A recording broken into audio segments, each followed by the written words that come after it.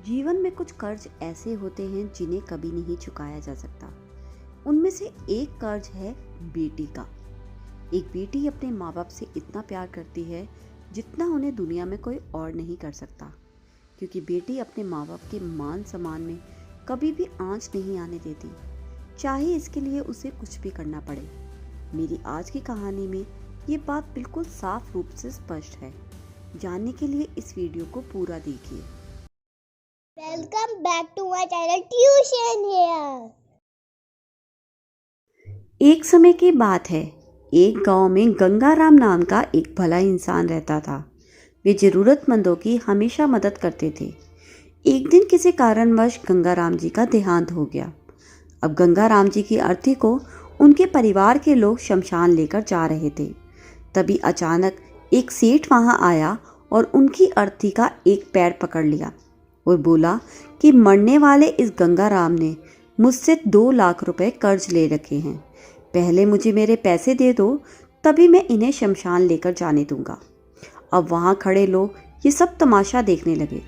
तभी उनके तीनों बेटों ने कर्जा देने से साफ रूप से मना कर दिया और कहा, तुम्हारे से ये कर्जा पिताजी ने लिया था, ना कि हमने, तो हम ये कर्जा क्यों दें? और अगर तुम उनकी अर्थी लेकर जाना चाहते हो तो बिना शक ले जाओ और उसी से अपना कर्जा ले लेना।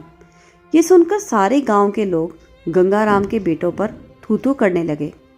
अब गंगाराम के बेटे तो कर्जा देने से पीछे हट गए। तभी वे उनके भाइयों के पास गया। गंगाराम के भाइयों ने भी कर्जा देने से साफ रूप से मना कर दिया और कहा, जाने वाला तो चला गया, अब उसका कर्ज भी उसी के साथ ही चला गया। मरने वाले का कर्ज हम क्यों दें? अब गंगाराम जी की अर्थी को बीच रास्ते में खड़े हुए बहुत देर हो चुकी थी। ये बात गंगाराम जी की इकलौती बेटी तक पहुंची। तभी वे भागी भागी वहां पहुंची। उसने देखा कि उसके पिताजी की अर्थी को एक सेठ रोके खड़ा है। तभी उसने अपने सारे जेवर उतारे और सेठ जी से विनती करते हुए कहा कि सेठ जी, अगर ये बेच कर भी आपका कर्जा पूरा नहीं हो पाए तो मैं आपका सारा कर्जा चुकाऊंगी, मगर इस समय मेरे पिताजी की अंतिम यात्रा को मत रोकिए। तभी सेठ जी ने उसकी बेटी से बोला कि बेटी, मुझे माफ़ कर दो।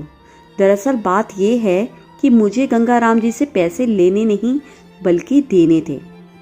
गंगाराम जी ने 3 साल पहले मेरी मजबूरी पड़ने पर अपनी ज़मीन बेचकर मुझे ये पैसे दिए थे और वे इतने भले आदमी थे कि उन्होंने मुझसे ब्याज भी नहीं लिया था।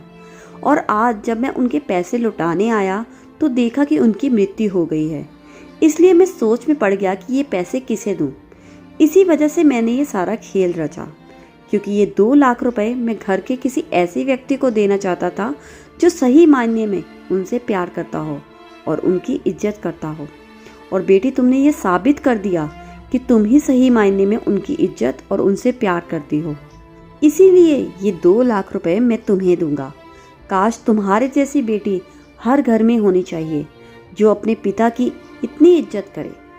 ये देख गंगाराम जी के बेटे और भाइयों का सर शर्म से झुक गया। देखा सबने कि एक बेटी के मन में अपने पिता के लिए कितनी इज्जत है। इसलिए ये कहानी हमें यही सीख देती है कि हर बच्चे को अपने माँ बाप की इज्जत करनी चाहिए, चाहे वे जीवित हों या ना हो। लेकिन फिर भी ये मानना पड़ेगा कि बेटियों को अपने माँ बाप से ज़्यादा प्यार रहता है। अगर आपको ये मेरी कहानी अच्छी लगी हो तो इसे लाइक और शेयर करना ना भूलिए। और अगर आपने मेरे चैनल को अभी तक सब्सक्राइब नहीं किया है तो कर लीजिए, ताकि मेरी वीडियोस की नोटिफिकेशन आप तक आती रहे।